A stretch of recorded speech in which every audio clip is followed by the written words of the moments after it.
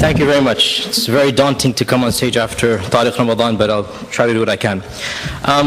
Jean-Jacques Rousseau, in his On the Social Contract, on the very last pages of his work, he wrote, and I quote directly, "Those who distinguish between civil and theological intolerance are mistaken, in my opinion. Those two types of intolerance are inseparable. It is impossible to live in peace with those one believes to be damned. To love them would be to hate the God who punishes them. It is absolutely necessary to either reclaim them or torment them. Whenever theological intolerance is allowed, it is impossible for it not to have some civil effect." End quote. Now, one thing that these quotes prove is that the issue of salvation is not merely a theoretical one. Rather, it goes to the very core of a person's values, of how he will define and treat the other. Therefore, this topic, this issue, has philosophical, theological, civil, moral, and political ramifications. However, we can't discuss all of them in any one lecture, and I'm coming to the podium primarily as a theologian or a theologian in training. So I will have to approach this issue purely from the theological dimension. My talk will be divided into two sections, followed by a conclusion. In the first section, I will point out the positions of the main theological movements of our religion, Islam, regarding salvation, and the primary Quranic evidences that they use to justify that position. In the second section, I will examine specific evidences that some modern reformists have used to argue against the classical understanding of salvific inclusivity for salvific exclusivity. In my conclusion, I will offer some personal comments on the issue. So part one, the overview of the theological positions of Islam on salvific inclusivity versus exclusivity. It shall come as no great surprise to anybody familiar with the Islamic tradition that every single systematic theology that was developed in classical and medieval Islam viewed the religion of Islam as being the sole path to God. And it's not just Muslims, we're talking at a time when pretty much every religion viewed itself in a similar manner. In fact, far from allowing salvation outside of the religion, the discussion was between the sects and whether other sects would be saved or not. By and large, the Mu'tazilites made takfir of the Ash'arites made takfir of the Hanbalites, all of them made takfir of the Falasifa and the Batinites, so on and so forth. But intra-Muslim polemics does not concern us here.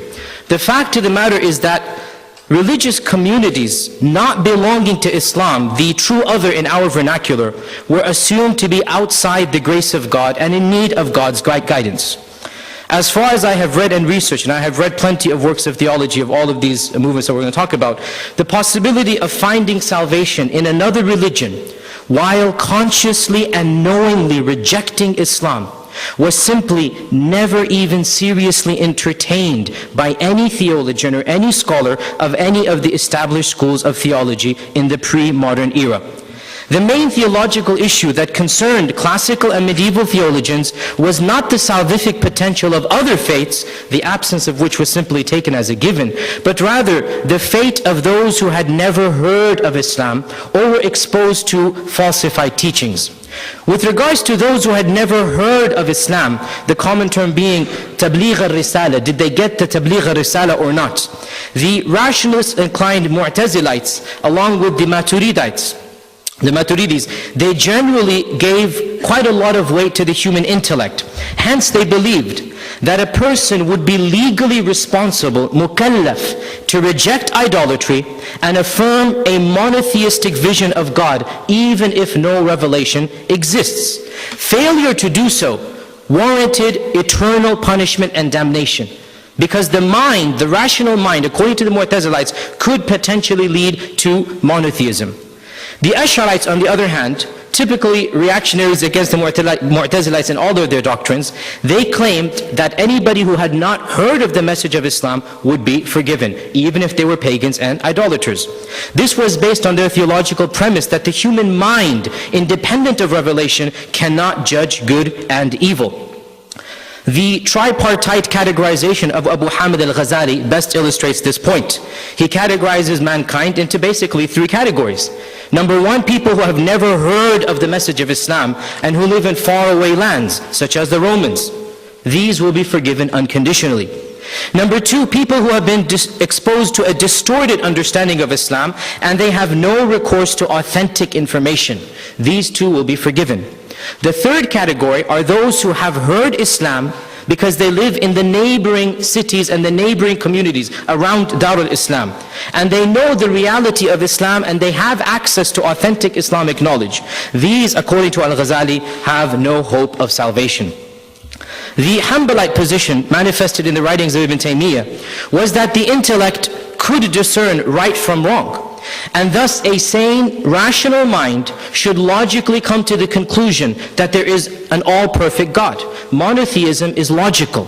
However, Ibn Taymiyyah argued, in God's infinite mercy and justice, God's punishment would not be meted out to any who had not been exposed to a messenger. In other words, even if logically you come to the conclusion that there is a God, until God tells you so, He's not going to punish you if you don't. Ibn Taymiyyah based this on many verses in the Quran, such as 17:15, we are not going to punish until we send a messenger. So according to Ibn Taymiyyah, those who didn't receive a message or received a distorted version of the message, they're neither automatically forgiven nor automatically punished. Rather, they shall be tested on Judgment Day with a special test.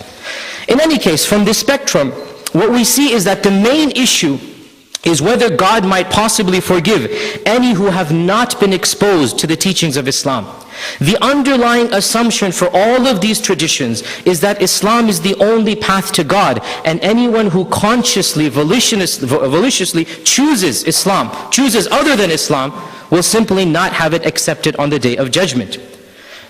Moving to the books of fiqh, in each and every one of the four established schools of Sunni law, in their chapters pertaining to apostasy, pretty much the number one example that all four Sunni schools of law mention in their books of fiqh is that if a Muslim claims that he is of another faith, or a Muslim claims that a person of another religion is morally in the acceptable region, it is permissible to be a Christian or a Jew, this would in fact count as grounds for apostasy. In other words, belief in the validity of a religious system was seen quite sincerely and casually as a rejection of Islam. And this is unanimous across the four Sunni schools. And I'm not an expert in the Shia school of law, but I'm pretty sure they would also say something similar. The question arises as to why there was so much unanimity with regards to this principle. I honestly think it is unfair, and honestly it's actually not very academic, to dismiss this overwhelmingly predominant position because of, let's say, calling it a literalist tendency. The Mu'tazilites are not literalists. Or to accuse all of these theologians of having a fear of the other, or of having selfish motives of wanting God's mercy on themselves and not wanting it on others. I honestly believe that those theologians and scholars were better individuals than we are, and their motives were more pure than our own. They were brave enough to discuss many controversies, including God and the nature of God. And yet, amazingly, this issue of the salvific potential of other religions was unanimously agreed upon by all of them. And the reason for this appears to be that there were numerous clear and explicit Quranic evidences. So clear, in fact, that despite the fact that these groups couldn't agree about the nature of God, they could agree that the only path to God was this religion of Islam. Islam with a capital I, as we're going to come to. The number of evidences that are quoted in works of theology, and especially in books of tafsir, the number of evidences are so numerous that honestly many doctoral dissertations could be written on specific individuals. And what I've done for the sake of brevity is to categorize these evidences under categories. Numbers of verses under each category, and I'll emphasize the category with some examples of the verses. And in fact, for every category I mentioned, I'll mention only four. There are literally dozens, if not hundreds of verses that support these categories. The first category, verses that suggest the religion of Islam is the only acceptable religion to God. We've heard such verses for the last day and a half. And of these verses, Professor Ramadan quoted them, and other speakers as well.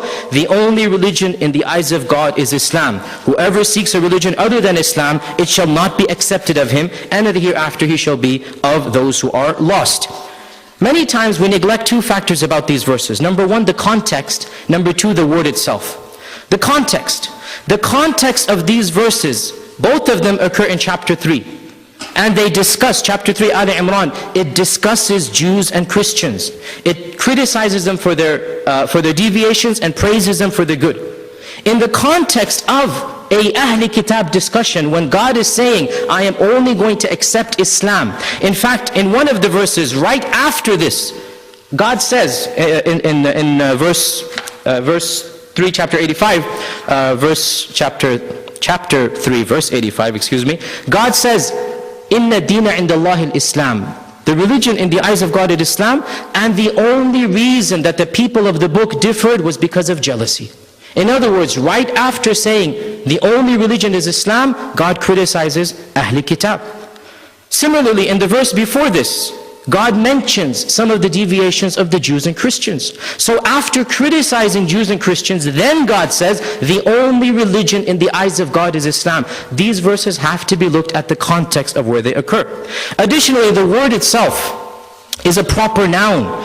The connotation that al-Islam here refers to some type of verbal submission to God actually goes against, in my humble opinion, and also in the opinion of pretty much all of the commentators of the Quran, it goes against the word form. God is not saying that the religion in the eyes of God is submission, Islaman. He is saying al-Islam, which is alif lam, which is the Islam. And that only occurs in a proper noun. You cannot have alif lam before a verb. Alif lam means it's a noun. So what is being talked about is a specific, what has been called a reified understanding of Islam. Additionally, there are many other verses which don't have it as explicit, but still have a very clear-cut message that people have to believe in the message as it exists. In chapter 2, verse 137, once again, the verse is directed to Jews and Christians, and then it says, so if they believe as you have believed, then they shall be guided. But if they turn away, they are left in confusion. So it's quite clear that the context of the verses has to be taken into account. You cannot cut and paste phrases of the Quran and ignore where these phrases occur.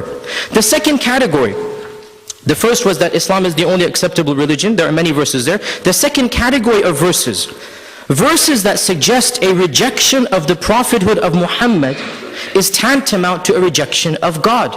The concept of prophecy is linked to belief and submission to God. One of the central tenets of the Quran is that belief in all the prophets of God is a fundamental precondition, or at least co-condition, with believing in God. In more than one verse, Muslims are told we don't make any distinction between the prophets. In over 50 verses, various peoples throughout history have been criticized because of rejecting the prophets. كَذَّبَ قَوْمُ نُوحٍ الْمُرْسَلِينَ. The people of Nuh rejected the prophet. The people of so-and-so rejected the prophet. In over 4 verses, God's punishment is linked to rejecting the prophet. كَذَّبُوا رُسُلِي فَكَيْفَ كَانَ وَعِيدٍ. They rejected my prophet, see how my punishment was. So in a number of verses, belief in prophethood is a key condition to accepting God and believing in Him. In yet another verse directed to the people of the book in the context of our Prophet Muhammad, in chapter 3, verse 81, there is a reference to a covenant that God took with all of the prophets, that you would believe in any prophet that comes after. لَتُؤْمِنُنَّ بِهِ وَلَتَنْصُرُنَّ. So the context here is given, you must believe in every future prophet as that prophet comes. In the 4th chapter of the Quran, once again, within the context of Ahl Kitab, there is a verse that in my opinion is one of the most crystal clear verses, and it's not just my position, it is actually, I have read over 30 tafsirs specifically in regards to these verses, and by and large, the message is the same. Chapter 4, verse 150, God talks about the people of the book, and then He says, those who wish to disbelieve in God and His prophets, by trying to separate between God and His prophets, and by saying we will believe in some prophets and reject other prophets. Now this is not a verse that applies to Hindus or Buddhists or atheists. We believe in some prophets and reject in other prophets. The Quran quite clearly says, أُولَٰئِكَ هُمُ الْكَافِرُونَ حَقًّا. These are the people who have really denied. They are the real deniers. Once again in chapter 7, verse 156 to 158. within the context of discussing a very famous Jewish story of them meeting God and the 70 chosen people. And those chosen people pray to God and they say, "Oh God, forgive us for our sins." Right after that, God says, "My mercy encompasses everything." A lot of our speakers have quoted this phrase. They kind of sort of forget the very next phrase. "Therefore I shall write it, فَسَأَكْتُبُهَا." My mercy encompasses everything, but I shall write it to those who believe and who give charity and believe in our signs, those who follow the unlettered prophet, whom they find mentioned in the Torah and the Injil and their scriptures.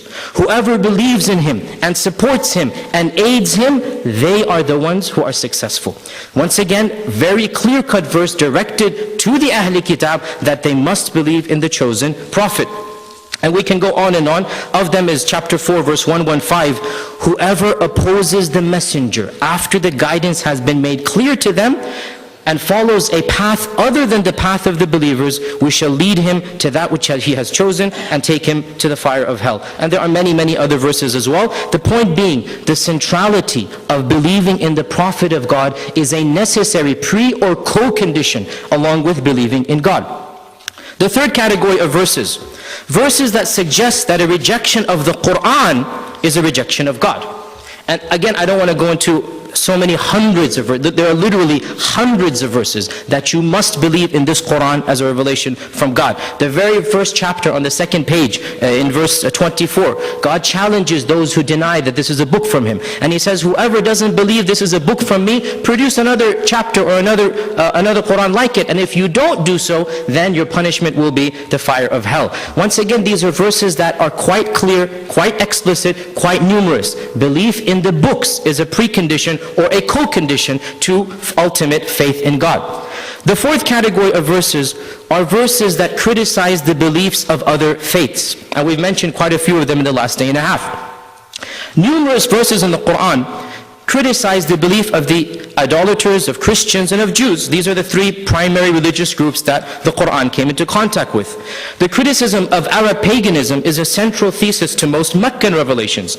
The pagans are castigated not only for their social practices, but also for heterodox and superstitious beliefs. It is not just orthodoxy, but orthopraxy that the Quran wishes for its people. The pagans are viewed as having strayed from monotheism and as having fallen into unjust social practices. As for the Ahl Kitab, the view is quite clearly expressed that the Ahl Kitab were legitimate for their time frames. They were rightly guided people, unlike the pagans. They had a book, they had a prophet, but over time they deviated, and both the Jews and Christians concealed or deviated from the true teachings of their prophet, hence the need to reveal a final message through a universal prophet. The criticism of key Christian doctrines is quite pronounced. Many times these doctrines are described by the verb kafara or the noun kufr, which is of course the antithesis of iman. The Trinity is described as kufr. Belief in Jesus as the Son of God is described as kufr. Worshipping Jesus Christ is described as shirk. And therefore it is no surprise that the Ahl Kitab are referenced in the Quran as being those who kafaru. The term kuffar or kafaru is used for Ahl Kitab in over 5 or 6 verses. Of them is 2:205. وَدَّ الَّذِينَ كَفَرُوا مِنْ أَهْلِ الْكِتَابِ وَالْمُشْرِكِينَ. The people who have done kufr, both of the Ahl Kitab and the pagans, do not wish for any good to come to you. Of them is Surah Nisa, verse 89, 489. وَدُّوا لَوْ تَكْفُرُونَ كَمَا كَفَرُوا. They wish that you become kafaru like they have become kafaru. So the term kufr and kuffar and kafaru is used for the pagans, and it is also used for the Ahl Kitab. Simply because God calls them Ahl Kitab doesn't mean that they are rightly guided. It simply means they are the best of those who have disbelieved. They have much in common, unlike the pagans who have less in common. And this has been the standard dominant position of Sunnis and Shiites and Mu'tazilites and other theological positions, that the Ahl Kitab are a category of kuffar and not distinct from the kuffar. And the Ahl Kitab have certain legal privileges that the non-Ahl Kitab do not have. Therefore, any interpretation of any phrases or any verses that argues for the theological acceptance of other religions must take into account the hundreds of verses that mention key critical tenets of the religion. And before we move on, I'd like to mention, of course, that I have completely sidelined the hadith literature, because it is not possible to formulate a pluralistic interpretation of Islam except by rejecting and neglecting the hadith tradition. If you're going to accept the hadith tradition, then really it's a moot point anyway. In addition to the Quran, hadith we've ignored, there's also ijma'. A number of Sunni theologians have unanimously mentioned, including Al-Ghazali, and even in our times, Al-Qardawi and others have unanimously mentioned that those who follow another religion, consciously rejecting Islam, knowing Islam and rejecting it, that's the key, of course, we're going to come back to this. Knowing Islam and rejecting it cannot be considered to be guided. In addition to this, there's also illogical evidence that a number of theologians, including An-Nasafi, have used, and it is a simple logical premise, and I think the same exists in Christianity, and that is that a claim that more than one religion is simultaneously valid is simply illogical, because each religion has tenets that would be deemed blasphemous by the other. They can't be all right at once, would be the simplest way of phrasing it.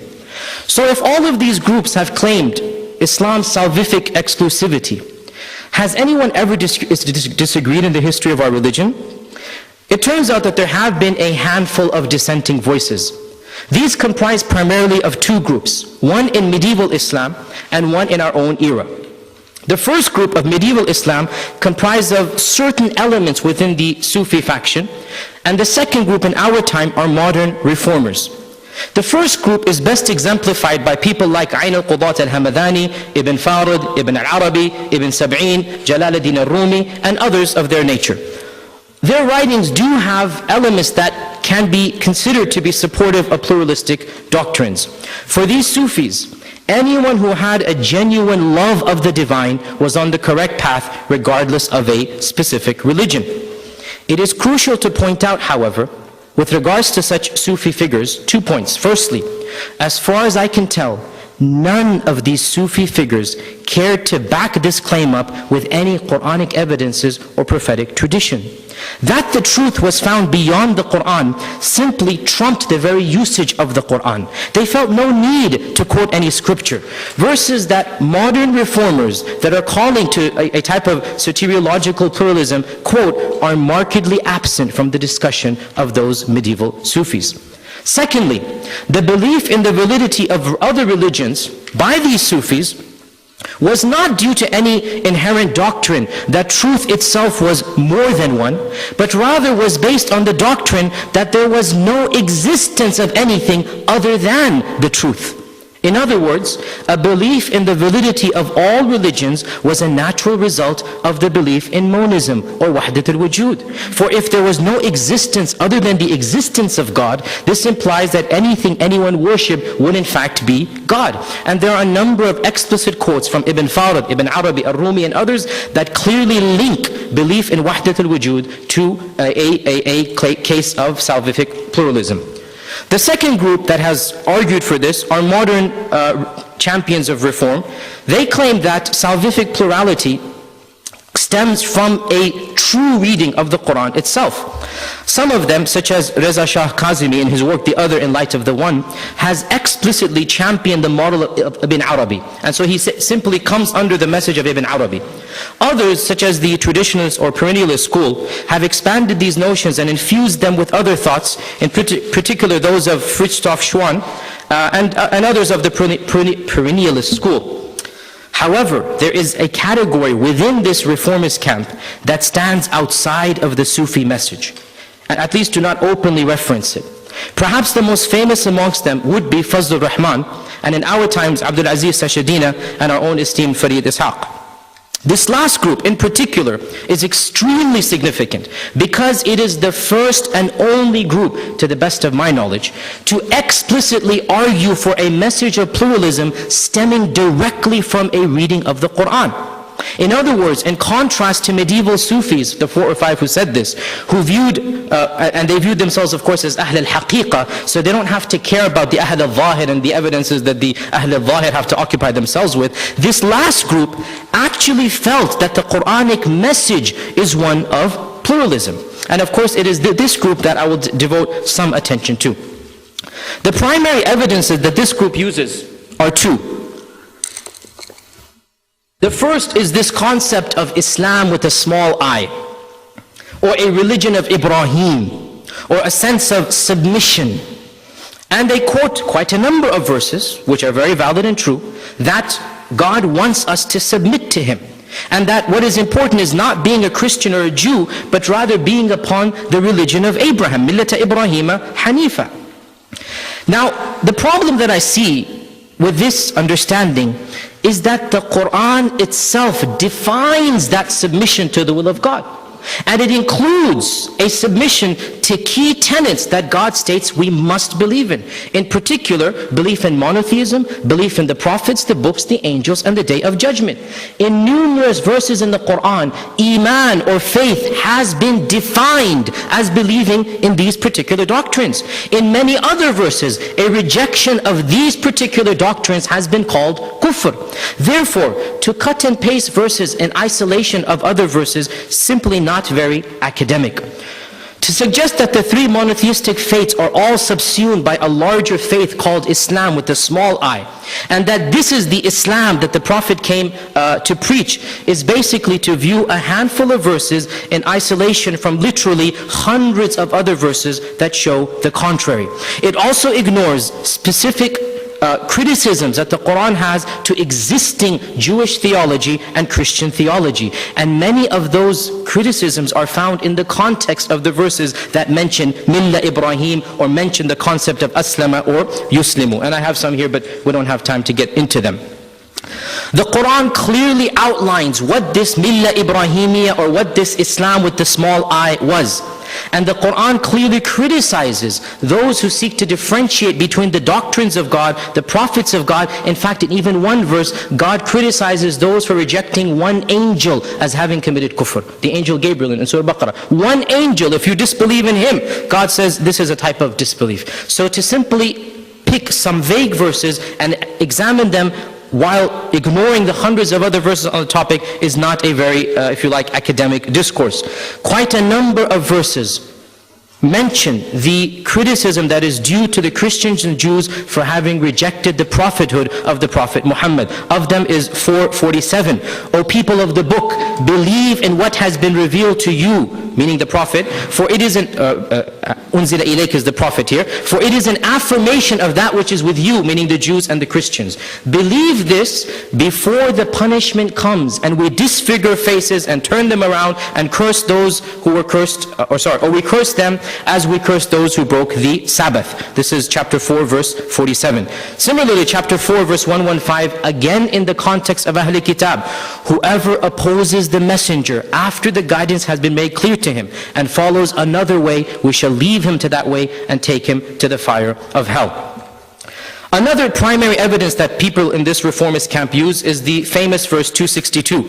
Those who believe, the Jews, the Christians, the Sabians, whoever believes in God and the last day. And you all know the verse, we have heard it at least 25 times in the last day and a half.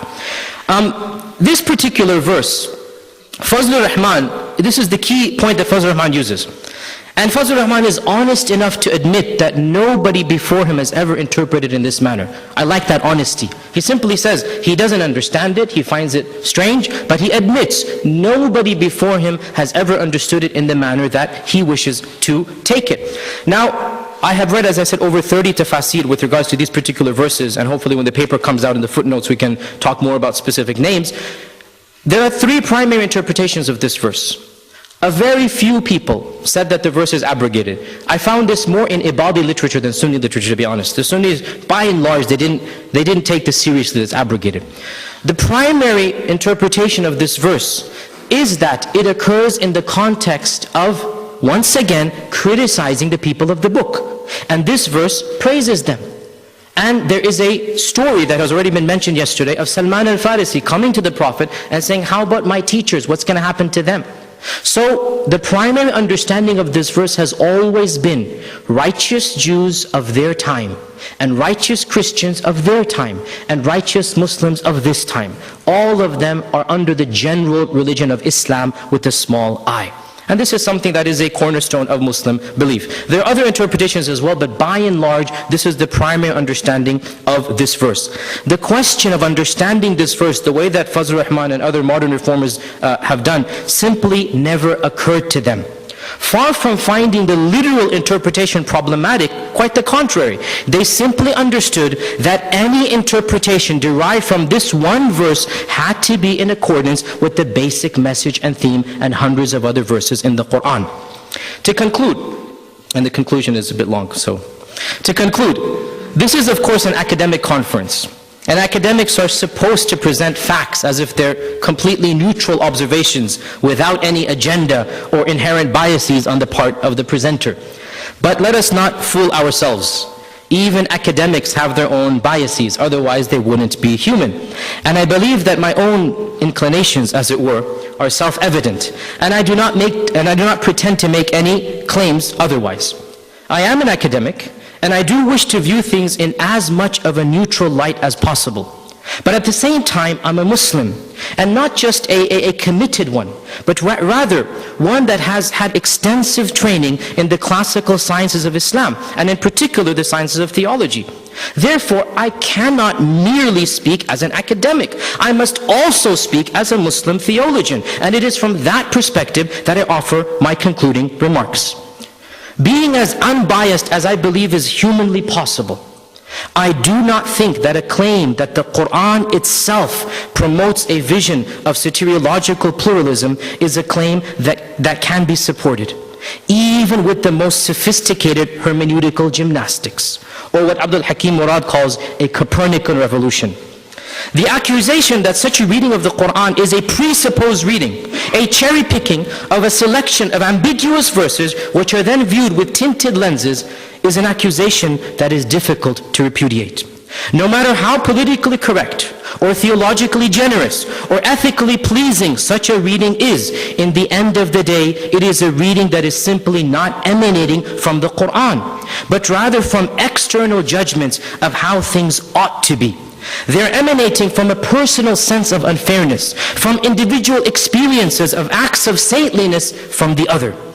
Such genuine and sincere feelings might well form the basis of one's personal convictions, but it would be unfair, unethical, and unacademic to extrapolate those sentiments and project them onto a religion that clearly has its own sources of theology and dogma.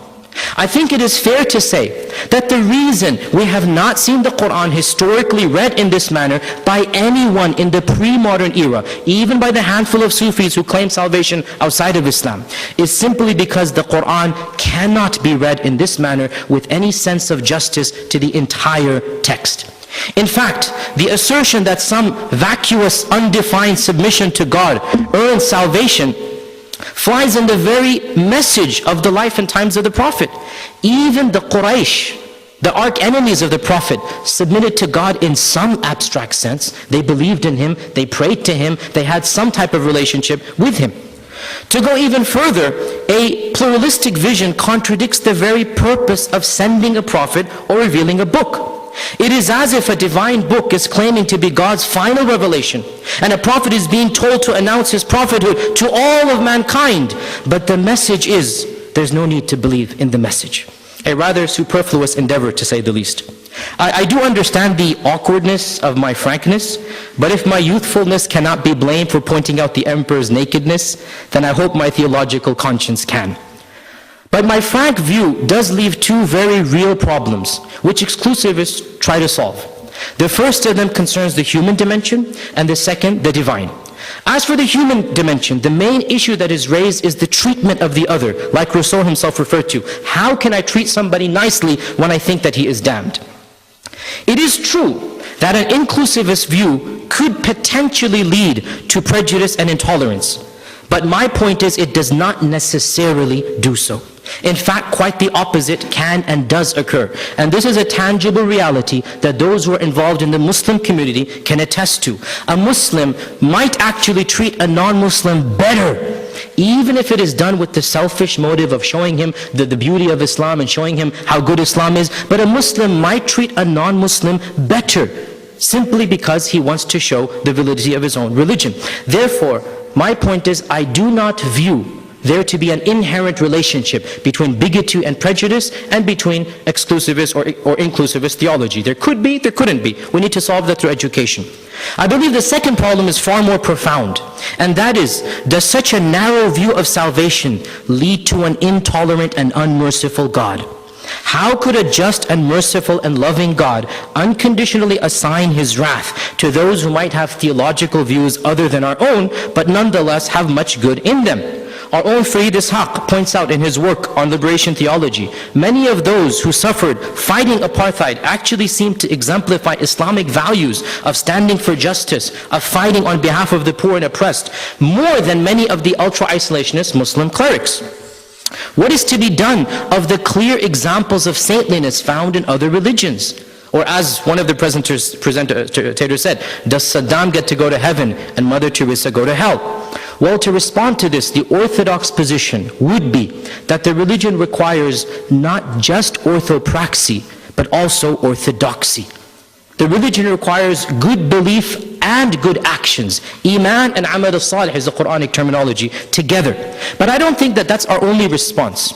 I think that even from the most ultra-orthodox, traditionalist understanding of Islam, we can provide some glimmer of hope for such people.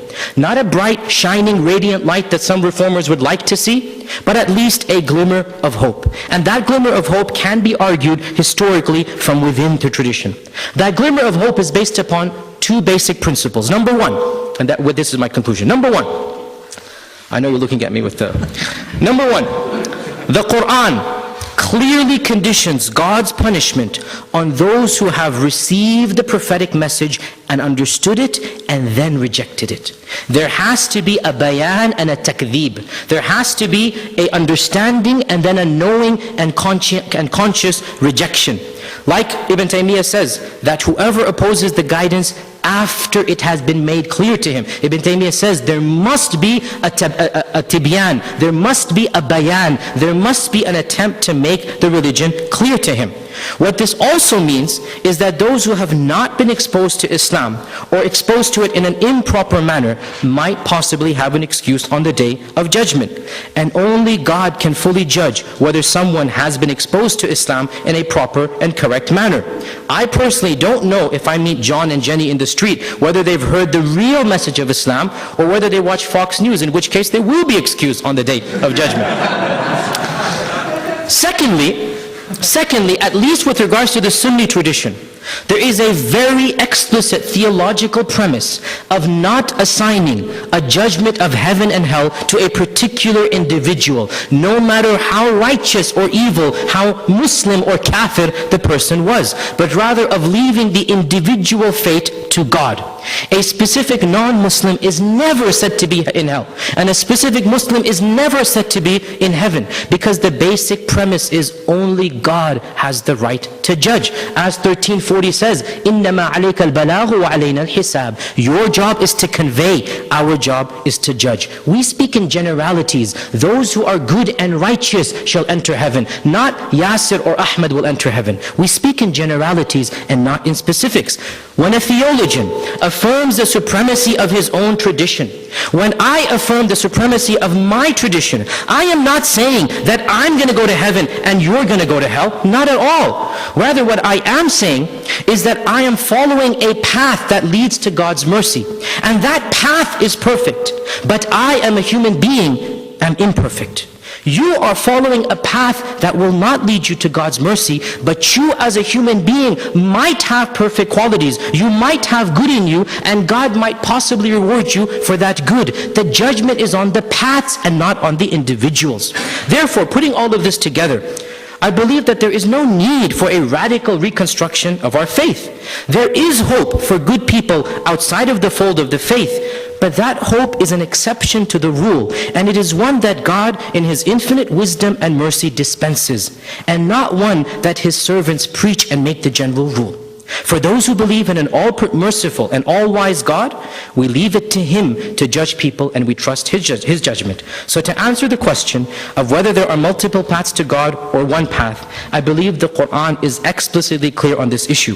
In chapter 6, verse 153, we are told to announce, "My Lord has guided me to a straight path, a righteous religion, the religion of Ibrahim, the Hanif.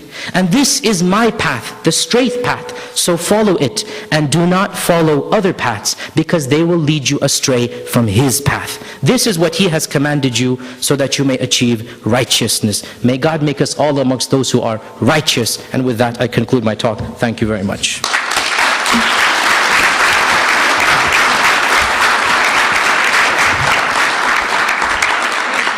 Thank you, Yasir Qadhi. Now the time for question and answer, and the topic title was Path of Allah or Paths of Allah. So you need to keep that in mind, and as I requested you before, please make your question short and to the point so that many people can participate. And I will invite first the presenters to ask their questions and then open it to the public. Let the Inquisition begin. Assalamu alaikum. Sorry. Amir. Loyola Marymount University. Just a question of clarification. When you were talking about the Sufis, particularly Rumi, I thought I heard you say that Rumi didn't quote the Quran or Hadith, or were you saying that when he quotes the Quran and Hadith, he's not quoting these particular passages? So, from my reading, and if you find verses or evidences, please correct me. I am by no means an expert in all of Rumi or Ibn Fawr. From my reading of the passages that talk about pluralism and talk about soteriological exclusivity, I haven't found them quoting such verses that are quoted by the modern reformers. Now, if you do find some examples, please do bring them to me. I mean, Bill's not here, Bill Chudik isn't here, but the Sufi path of love is great, because I use that with my students, because he actually, one of the things I love about, and I can say this about Bill because he's not here, one of the things I love about his translations is he actually gives, here's where Rumi is quoting from the Quran, here's where he's quoting from the Hadith, here's the kinds of, the evidences there. So I'll be interested in seeing that. I appreciate that. Thank you very much. Yes, please. On this side. Okay, anyone, please come in. Farid, you can jump the queue. Yeah. Farid this side. That's so good. Okay. Go ahead. Okay. Thank you very much. Let me push you to elaborate further on the civil implications of this theology. You clearly reject Rousseau's notion that exclusivism leads to social intolerance. What are the practical implications? How exactly would you say that a Muslim who embraces the exclusivist theology that is so central to the intellectual tradition should go about relating to non-Muslims in daily life today? That question is a question that we as American Muslims are grappling with, and we have a lot of extremes within our communities, and I am in my opinion, I am very involved with the conservative Muslims, trying to make them rethink through these issues. I agree with you, I fully agree that such tendencies of viewing Islam as being very inclusive can lead to prejudice and intolerance. There is no doubt that those people, such as Al-Qaeda, are viewing the world from that type of mindset. There's no denying that. But that doesn't necessarily mean that there is a causal linkage. It's a possibility. This belief has been mainstream Muslim beliefs for the last 14 centuries. Not all of them have been Al-Qaeda sympathizers or of that type of mentality. So what I'm trying to say is, yes, this belief does have the potential to be misused and abused. I agree with that. But we can also revert it around. And like I said, many times, and I've heard this myself, and I'll tell you, as being an activist within the Muslim community, Muslims actually use this to treat non-Muslims better. And I agree it's a selfish motive. You want them to see how good Islam is. But far from civil disobedience, there's a double standards that if there's a non-Muslim, of course the famous joke, if we have an appointment at 9 o'clock, if a Muslim gives the appointment, we'll show up at 9:30. But if it's non-Muslim, we'll show up at 8:55. There's this understanding that we have to make sure that we're to the dot. We dot the I's and cross the T's when it's with the non-Muslim. So simple education can clarify this point. I don't see this as being a necessary causal relationship. Let me push you to be more specific. If an undergraduate at Yale comes to you and says, I'm a Muslim, I've heard what you've said, Advise me, how should I relate to my non-Muslim classmates? Well, the Quran is very clear in Surah Mumtahina verse 8. God says, God is not preventing you from those who have not opposed you or made your life or religion difficult to practice. God doesn't stop you from showing them the utmost kindness. The word that is used, bir, is the same word that is used to show kindness to parents. God says, I'm not stopping you from treating them nicely. I am stopping you from treating those who have opposed you, those who have tried to kill you, those who have tried to prevent you from worshiping God. I have stopped you from taking them as protectors. I want to say that thank you very much for your presentation. I don't for a moment want to come across as condescending or patronizing, but I very genuinely, I thoroughly enjoyed listening to you. I delighted in your erudition, in your knowledge, in the vastness of your reading, in the very explicit way in which you articulated what you understood the tradition. Don't worry, there isn't a long but coming. I was waiting for the but. No, there isn't a long but coming. Because he's kind of, what? Okay, next, say it. No, there isn't a long but. You do freeze the tradition. You do reify the tradition. Your slip showed very briefly in response to the question before me, where you said, we as American Muslims. Oh, so there is such a thing as an American Muslim. There is such a thing as Muslims living in a particular time and a particular context, grappling with particular things, and possibly having to find local responses, local answers to it. And yet, when you talk about Islam and the Islamic tradition, right in the beginning of your talk, you speak about a purely theological response. I don't know, Yasir, if there is anything such as a purely theological response. When you talk about, and I'm not one of them, but when you talk about us as American Muslims, you are tearing at this idea of a reified Islam. When you look at the anthropology of Islam, the real world of Muslims, you don't see any centers. You only see enormous peripheries all over the place. And you now want to tell us that there is a particular center reflected through, say, Ibn Taymiyyah, or a particular, this tradition, 30 tafasir and so on. I put it to you that perhaps there are no centers. There are only all of these peripheries struggling with what it means to be Muslim and how to relate to the many, many others. Thank you very much. Professor Ishaq, I have to say that I admire you immensely for your work, and I have read your work cover to cover, and I sense the passion, I sense the sincerity, and I stand before you today obviously having done nothing compared to what you have done in apartheid South Africa, and obviously it humbles me that we're actually standing on the same platform. And I want to say that quite clearly, that even if we have these trivial disagreements, I look up to you and admire you immensely for the efforts and work that you've done, and I understand why the book was written. You actually say quite clearly that you find people that are helping you out, that are more Muslim, as you say, than many of the Muslims who refuse to help you out in your anti-apartheid campaign. So with that disclaimer, there's also a but, and that is that, yes, there are certain elements of Islam that will not change. I'm an American Muslim. I'm also Pakistani by heritage. I also like certain cuisines. My skin color is a certain way. My language is a certain way. That doesn't change the God that I worship. Certain things will be modified in America. Fiqh will be modified. Yes. How we interact, how we dress, 100 years ago, many of our ulama would say, you can't even dress like this, as you know. Elements of fiqh will change from time to time and place to place. But the names and attributes of God are not going to change if I'm in America versus Timbuktu. The basic theology of our religion is not going to be different. And in my opinion, this understanding of our religion being the only path to God is one such basic theological premise, which should not change from time to time, to place to place.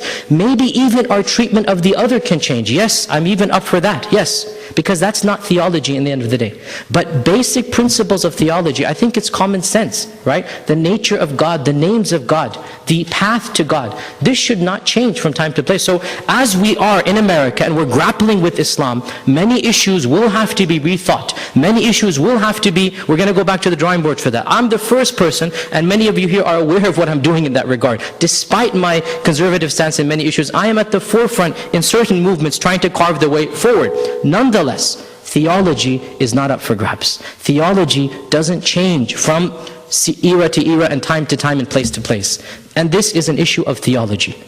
Whoever knows the Prophet and understands the message of the Prophet fully, and then chooses to disobey it, the Quran is quite clear. But again, we speak in generalities. We will never pronounce a verdict on a specific person. Never. God knows whether they knew or not. So I agree with you, and yet respectfully I disagree when it comes to theology. Thank you. Any other question? That would be the last one.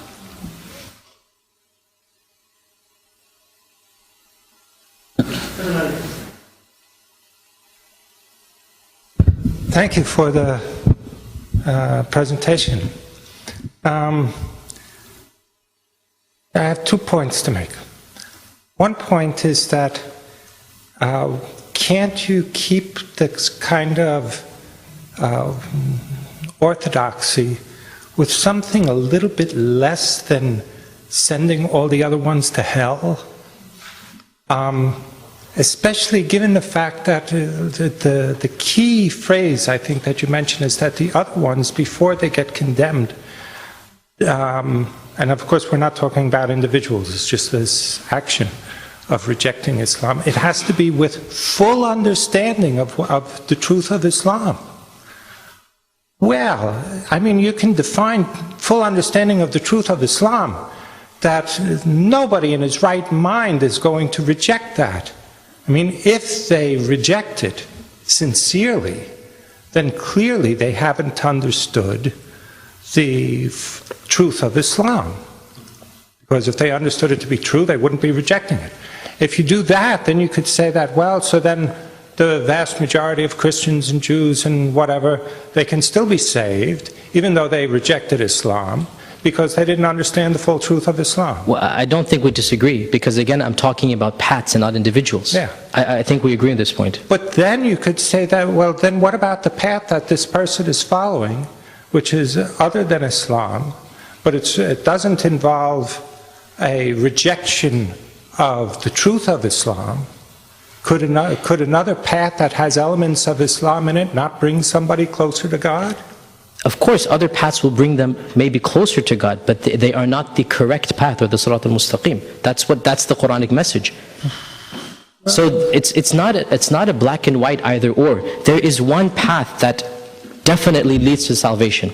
Other paths don't necessarily get to that level, but they might get to other levels. And God in His mercy might forgive people who have taken those other paths. But all right, it could get to other levels. Could those other levels be considered levels of felicity? I mean, like if heaven has 8 different... It's not a matter of assigning levels based upon paths. Those are assigned based upon individual faith and actions. Once again, we're talking about paths, and the religion of Islam claims to be the only path to God. Now, as I said, the exceptions exist. Those exceptions will remain exceptions, and God will grant them to however millions or billions of people He wants. But in terms of paths to God, I cannot find the Quran telling me that there are multiple paths to God. And I don't think this has been the standard and dominant position of all of the theological schools of Islam. Okay, thank you. Well, I have permission to take one more, so Professor Madigan, you are lucky one, and the last one.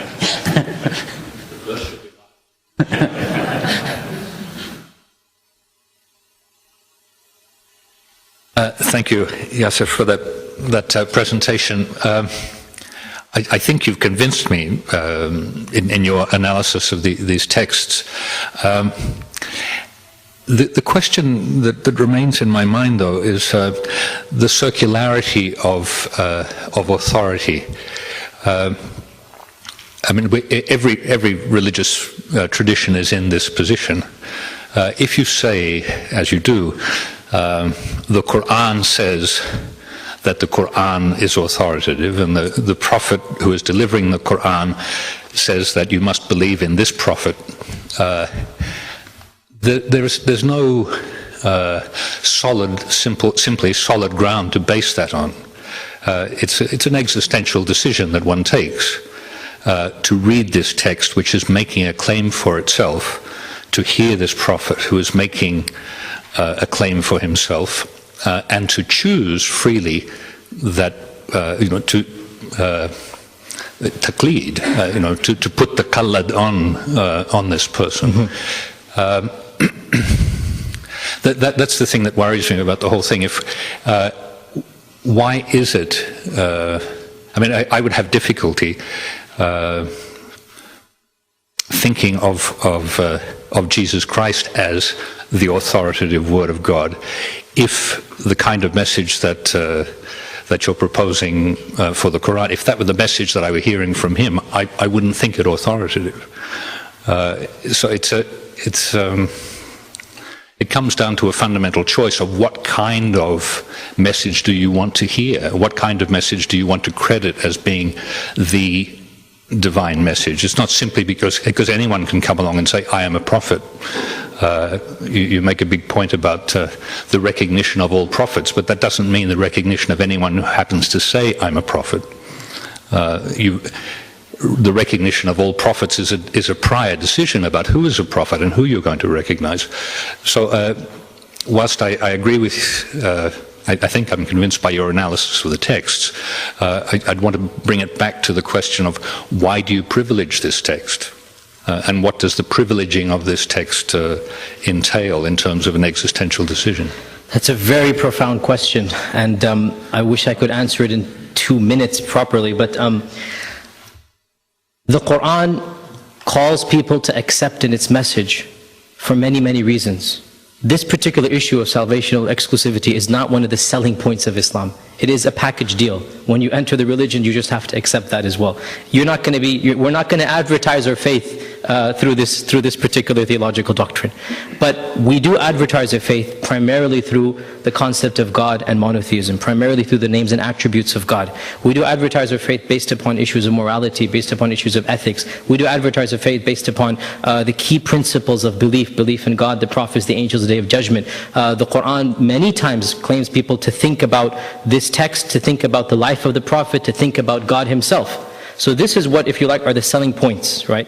The Quran never ever says accept Islam because of this salvational path. It's not going to be a selling point. So I agree with you there. Why do I personally believe in this message? I think, Farid Isaq, I'm going to quote you exactly on this yesterday, what you said. When you hear the Quran being recited, you just know that this is the word of God.